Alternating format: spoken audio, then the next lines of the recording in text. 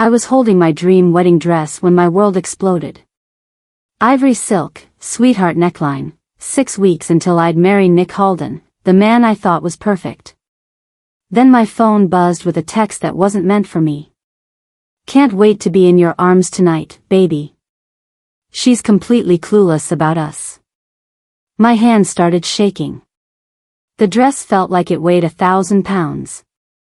I stared at that message, reading it over and over, hoping I was wrong. But there was no mistake.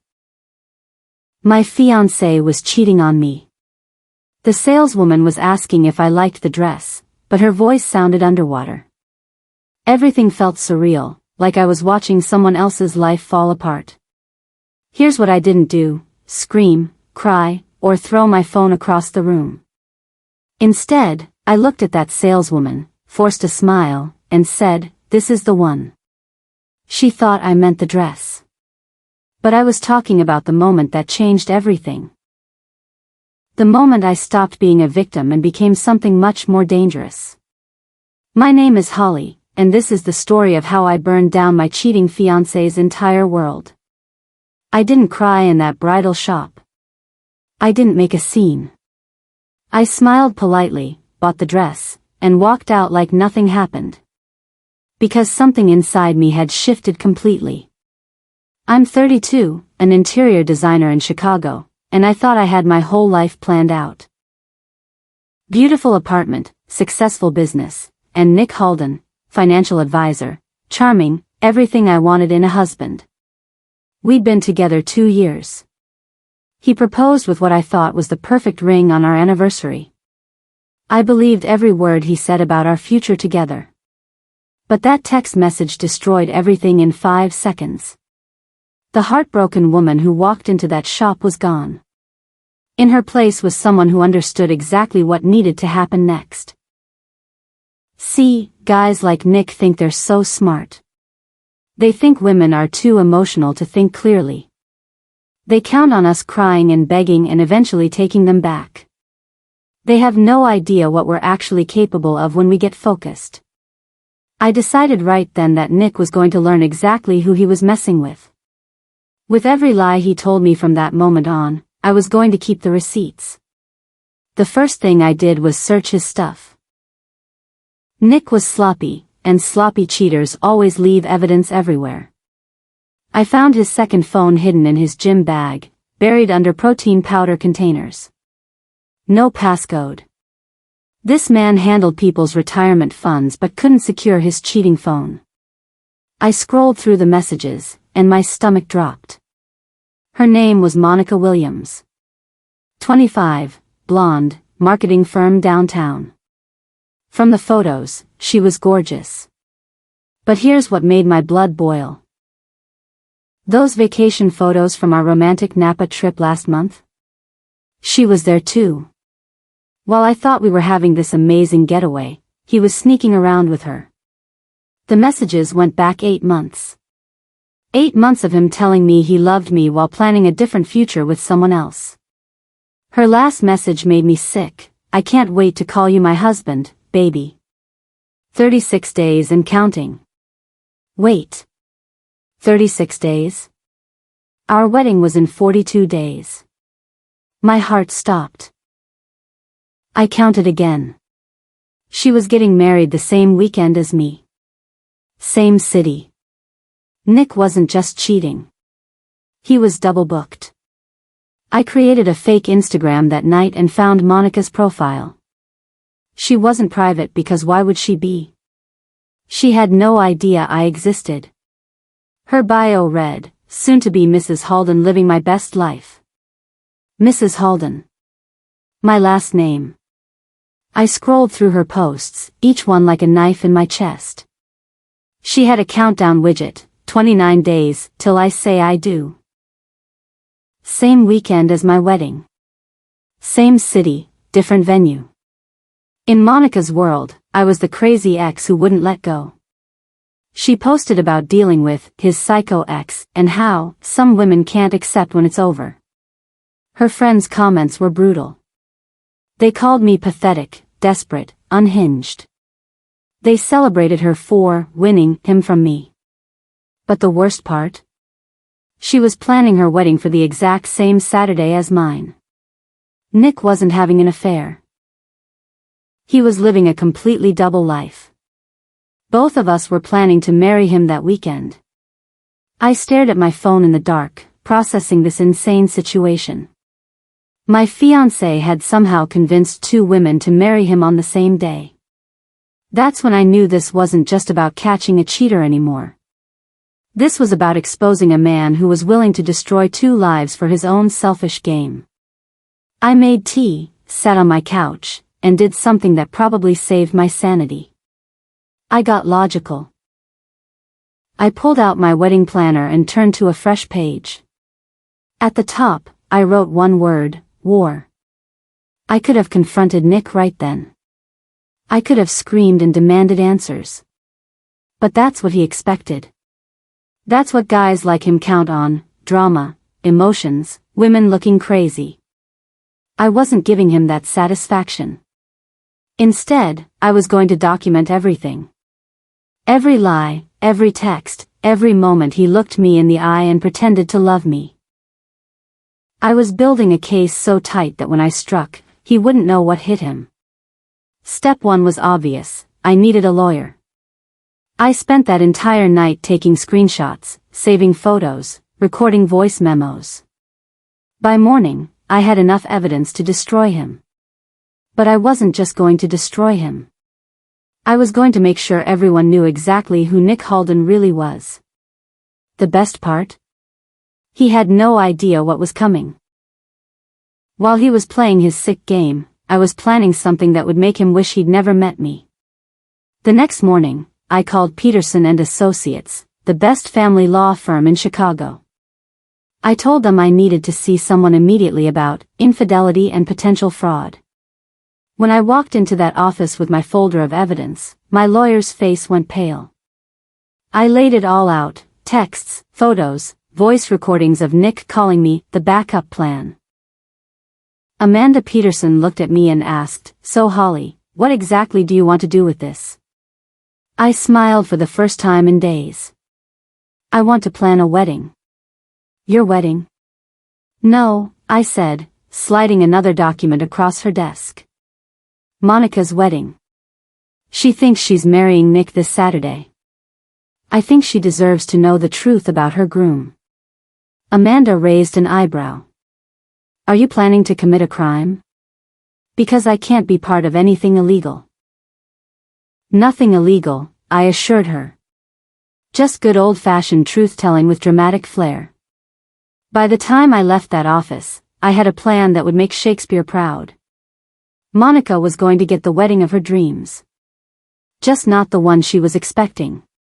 7 that night at dinner, I decided to test him. Nick was cutting his steak, talking about some client, when I dropped the bomb. "Hey babe, who's Monica?" He didn't even pause chewing. "Monica? Marketing girl at Brennan and Associates. We work together sometimes." "Why?" "Saw her comment on your LinkedIn. Seemed friendly." Nick laughed. "Holly, you're being paranoid again. You know I only have eyes for you." He reached across and squeezed my hand. The same hand that had been texting Monica an hour earlier about missing her.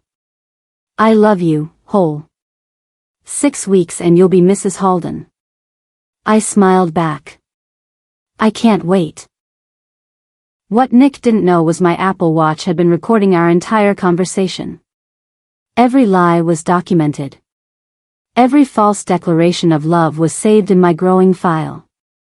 He thought he was so smooth, so clever. But I was building something bigger than his lies. I was building his downfall, piece by piece, and he was helping me do it every time he opened his mouth. The next day, Monica posted a photo that made me want to scream. Her hand, showing off an engagement ring. He proposed. I'm the luckiest girl in the world. I zoomed in and my heart stopped. That ring. I knew that exact ring. It was my ring. The same ring Nick proposed to me with 6 months earlier. Same cut, same setting, identical in every way. He hadn't bought 2 rings. He'd bought 1 ring and was using it on both of us, probably taking it back and forth between our apartments. I sat in my car and laughed. Not a happy laugh, the kind that means someone's about to burn the world down. That's when I decided Monica needed a friend. Someone who understood wedding planning. Someone who could give her advice. I created a new Instagram account. Meet Mara Collins, wedding enthusiast and hopeless romantic. Mara loved engagement photos and helping other brides plan their perfect day. I sent Monica a DM, "Girl, I just saw your ring. Congratulations. I'm planning my own wedding and would love to connect with another bride." She responded within an hour, thrilled to have found a wedding buddy. Monica and Mara became instant best friends. She was so excited to have someone to talk weddings with, especially since Nick was too busy with work to help plan. Through our messages, I learned everything. Their venue was the Marriott downtown. Her dress was from the same boutique where I bought mine. Her colors were blush and gold, the exact colors I'd chosen. But the detail that made me see red? She sent photos from their romantic cabin getaway last weekend. The weekend Nick told me he was at a work conference in Milwaukee. One photo showed gifts he'd given her. A custom perfume bottle with her initials. Except it wasn't custom for her. It was my perfume bottle. The one he gave me for my birthday. He'd literally re-gifted my own present to his other fiancé.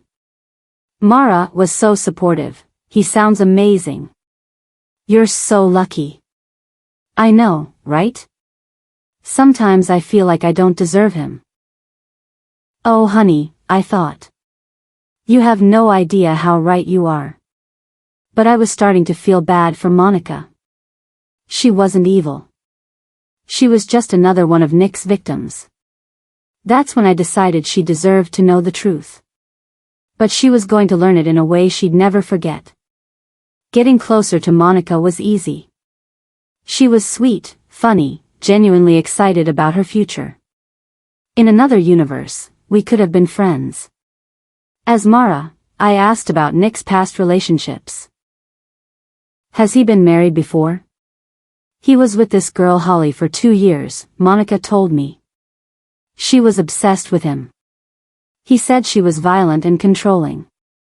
She even hit him when he tried to break up with her. My mouth fell open. Violent? I'd never even raised my voice at Nick. That's terrible, Mara replied. How did he get away? It took forever. She threatened to hurt herself if he left. He felt so guilty he stayed longer than he should have. Finally, he had to cut contact completely. She still stalks his social media and shows up at his work. I stared at my phone in disbelief.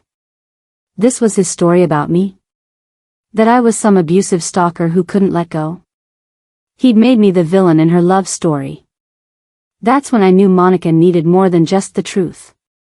She needed to see exactly who she was planning to marry. She needed a front row seat to his lies. That's when I decided she needed an invitation to the wedding. Here's something about me, I'm really good at my job. Interior design requires attention to detail, creativity, and making people believe in your vision. So when I decided to send Monica a wedding invitation, it was going to be perfect. Gold foil embossing. Hand-lettered calligraphy. Cream cardstock that felt expensive. It looked like it cost $500.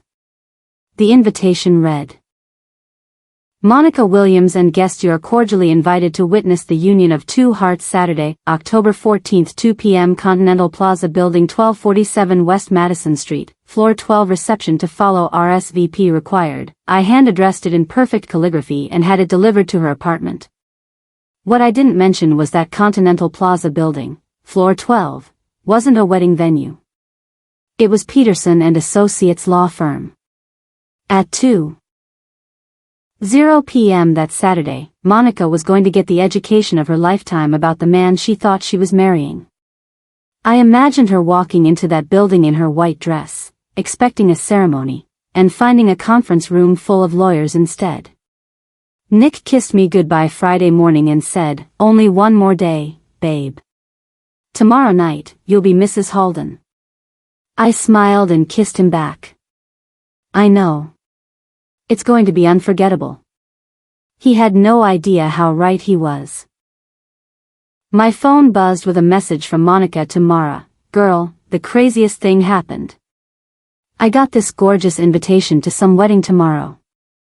I think it might be from one of Nick's clients who knows about our engagement.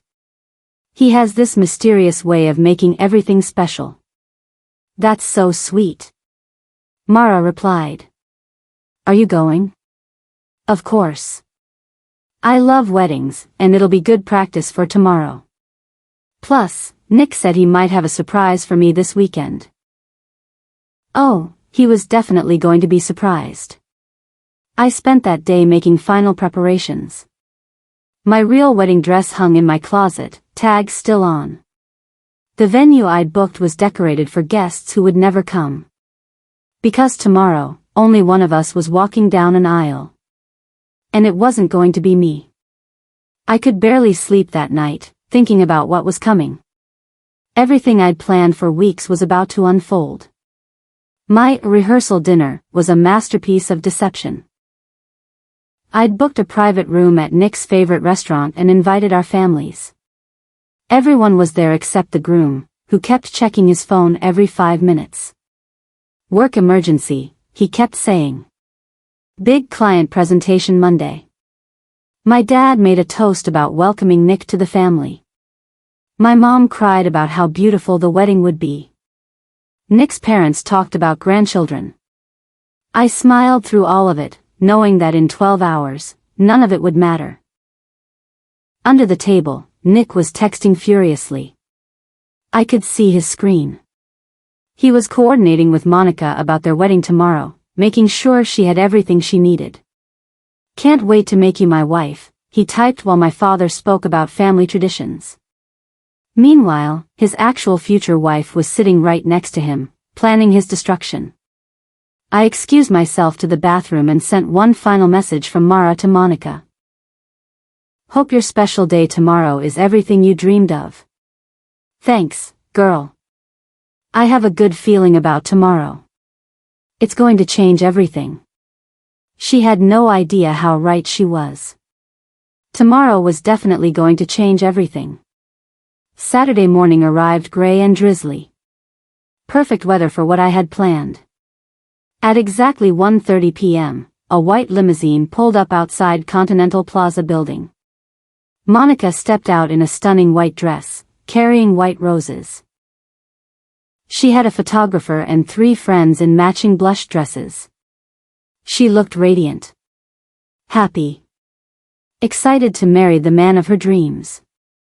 I watched from across the street as she walked into that building, heels clicking on marble.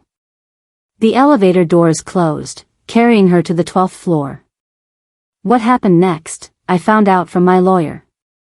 Monica walked into Peterson and Associates expecting a wedding ceremony. Instead, she found a conference room with Amanda Peterson at a mahogany table.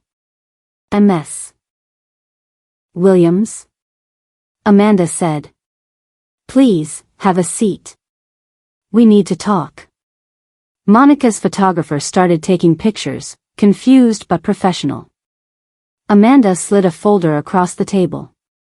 "By attending today, you acknowledge your willingness to serve as a witness in a case of matrimonial fraud." Inside were copies of every text, every photo, every piece of evidence I'd collected. Including photos of Nick's real wedding, scheduled for that exact same day. Monica's scream could be heard 3 floors down.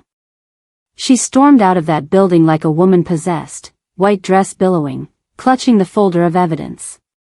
Her photographer was still snapping pictures, probably thinking this was performance art.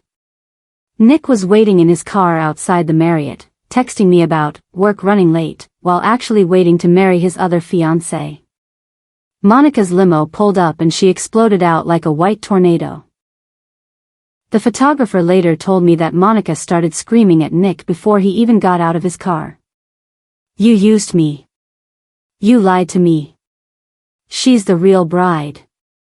Holly is your actual fiancé." Nick's face went white. "Monica, calm down. Let me explain." "Explain what?" "That you're engaged to someone else? That I'm the other woman?" That's when I sent Nick a text, a photo of Monica holding the legal papers. "Surprise, honey. How's your work emergency going?" The photographer captured the exact moment Nick read my message. The way his face crumpled. The way he realized his perfectly constructed lies had just imploded in front of everyone. For someone following this wild ride, you're probably wondering how this gets even crazier. Trust me, this story has more twists than a pretzel, so stick around because the best part is coming. By Sunday morning, Nick's world was completely on fire. I hadn't just given Monica evidence of his cheating.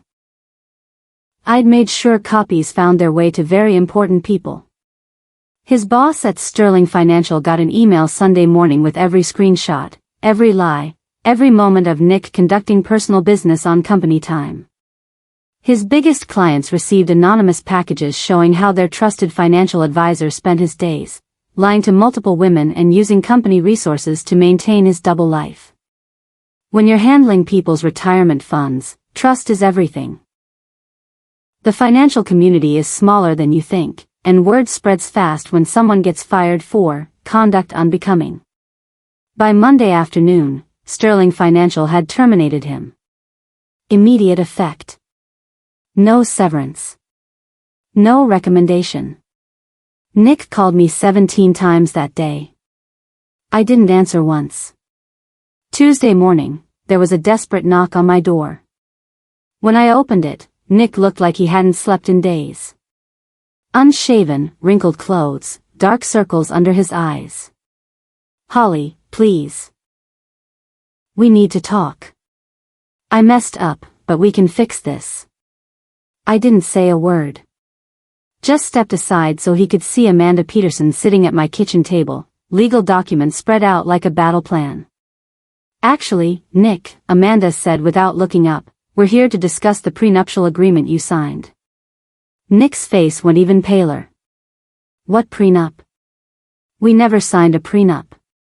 "Oh, but you did," I said. "Remember that stack of papers you signed when we moved in together?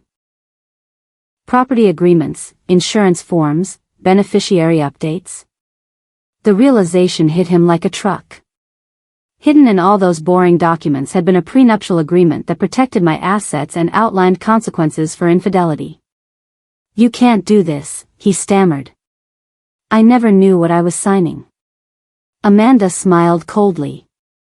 "Mr. Halden, you're a financial advisor. You signed under oath that you read and understood all documents. Are you claiming you're incompetent to review legal paperwork?" That prenup meant Nick couldn't touch my apartment, my business, or any assets I'd accumulated. More importantly, it meant he owed me damages for breach of contract. "Get out," I said quietly. "And don't come back." I thought it was over. Nick was out of my life, Monica knew the truth, and I was free to rebuild. But Nick wasn't done being vindictive. 2 weeks later, I got served with a lawsuit that made my blood run cold. Nick was suing me for intentional infliction of emotional distress and interference with prospective economic advantage. The lawsuit painted me as a manipulative, calculating woman who had destroyed an innocent man's life out of jealousy. He lied I'd catfished Monica, forged evidence, and ruined his reputation with lies. He was asking for $2 million in damages. Amanda was furious. "This is a slap suit. He's trying to intimidate you into backing down. Will he win?" "Not if I have anything to say about it." "But Holly, this is going to get ugly. He's going to try to destroy your reputation in court." I looked at that stack of legal papers, feeling familiar anger rising in my chest. Let him try. I've got nothing to hide. What I didn't know was that Nick had been busy since our breakup. He'd hired a private investigator to dig up dirt on me. He'd contacted my clients, trying to convince them I was unstable. But then something unexpected happened that changed everything. 3 days before our court date, I got a call from Monica. "Holly? Can we meet? There's something I need to tell you about Nick." Monica looked different when we met at a coffee shop downtown. Stronger, more confident, like she'd found herself again. "He contacted me," she said without preamble. "Nick called me last week. He wanted me to testify against you in court." My heart sank. "Are you going to?" "He offered me money, Holly. A lot of money. He said if I testified that you were stalking both of us, that you fabricated evidence, he'd pay me $50,000. I felt sick. "And?"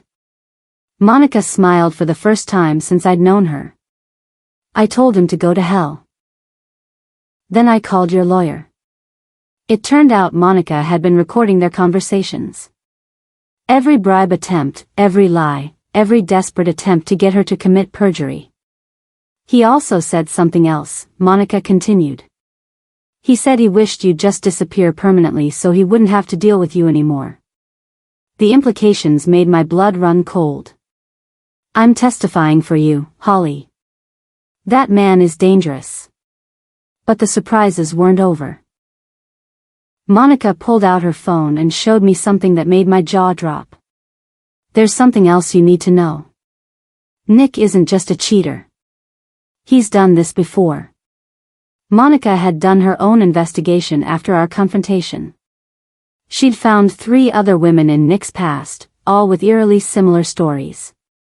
Jessica in Portland. He was engaged to her while dating someone else.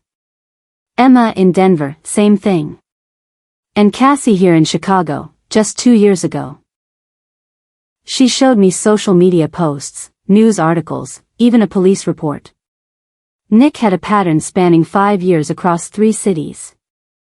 He's not just a cheater, Holly. He's a professional con artist. He targets successful women, gets engaged, then tries to access their assets before disappearing. My head was spinning. "But he never got access to my money. Because you were smarter than the others. That prenup you tricked him into signing? It protected you from his real plan." Monica continued. "Cassie lost her house. Jessica lost her business. Emma lost her entire savings account." I stared at the evidence spread across our table. Nick wasn't just my cheating fiancé. He was a serial fraud who had destroyed multiple women's lives. "There's more," Monica said quietly. "I found them. Jessica, Emma, and Cassie. They all want to testify." The next day in court was going to be very different than Nick expected. The courtroom was packed. Nick looked confident in his expensive suit, surrounded by lawyers that probably cost more than my car. He testified first, painting himself as the victim of a psychotic ex-fiancé who couldn't accept rejection. He claimed I'd stalked him, harassed Monica, and deliberately sabotaged his career. "Your Honor," his lawyer said, "my client is the victim of a systematic campaign of harassment that has destroyed his livelihood." Then it was my turn. I took the stand wearing a simple black dress, carrying a tablet loaded with evidence. When Amanda asked me to explain what happened, I didn't get emotional. I didn't cry or scream. I just played the recordings. Nick's voice filled the courtroom. "Holly's so stupid, she has no idea. Monica's the one I actually want to marry. Holly's just convenient. Good credit score, nice apartment. But Monica? She's my future." The recording continued. "Sometimes I wish Holly would just disappear, you know? Then I wouldn't have to choose." The courtroom was dead silent. But I wasn't done yet.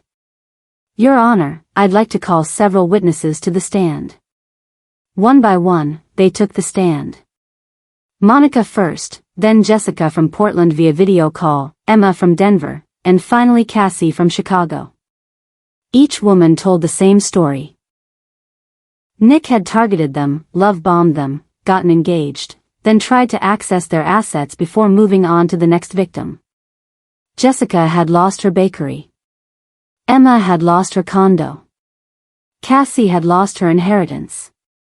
He told me he hoped she'd die in a car accident. Monica testified about Nick's comments regarding me. He said it would solve all his problems if she just wasn't around anymore. Nick's lawyer objected frantically, but the damage was done. The judge had heard enough. When the last witness stepped down, the courtroom was silent except for the sound of Nick's world crumbling. His lawyer tried to object to everything, claiming it was irrelevant, but the pattern was undeniable. Nick wasn't just a cheating fiancé, he was a serial predator who had been doing this for years. The judge looked at Nick with disgust before delivering her verdict. Mr. Halden, not only is your lawsuit frivolous, it's offensive. Ms. Holly documented actual fraud and deception.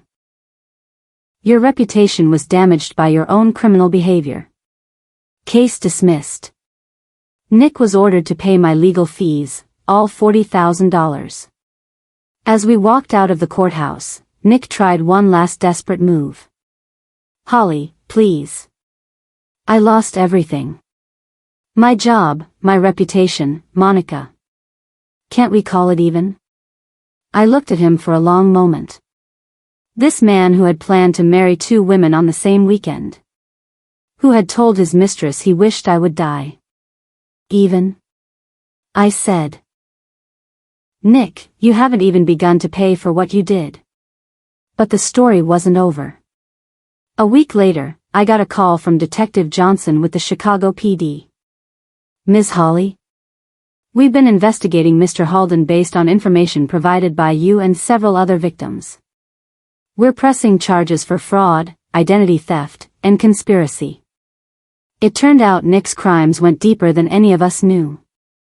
He'd been using fake identities, stolen credit information, and had warrants in 3 states. He'll be going away for a long time, Detective Johnson said. 3 months later, Nick was sentenced to 8 years in federal prison. But my real victory was just beginning. 6 months after the trial, I unlocked the door to Holly Interiors, my own design studio in Chicago's River North District. The space was everything I'd dreamed of: exposed brick walls, floor-to-ceiling windows, and a workshop where I could create custom pieces. I'd used Nick's legal fee payment as startup capital. Clients poured in from day one. Some recognized me from the court case that made national news. Others came because word spread about my work. I didn't hide from what happened. When clients asked about the scandal, I was honest. I learned that the most beautiful designs come from the ugliest moments. I can help you create something beautiful from whatever you're going through. A reporter from Chicago magazine showed up one day. Can I quote you for a story about women entrepreneurs? I smiled. Absolutely. The article ran with the headline, From Heartbreak to Empire, How One Woman Turned Betrayal into Business Success. My phone didn't stop ringing for weeks. Monica had started her own marketing firm and was thriving. Jessica rebuilt her bakery bigger than before. Emma bought a new condo. Cassie started a nonprofit helping fraud victims. We'd all turned our worst moments into our greatest victories. 5 years later, I found myself back in that same bridal boutique where this story began. But I wasn't shopping. I was redesigning it. The owner had hired Holly Interiors to completely renovate the space. New flooring, new lighting, new purpose.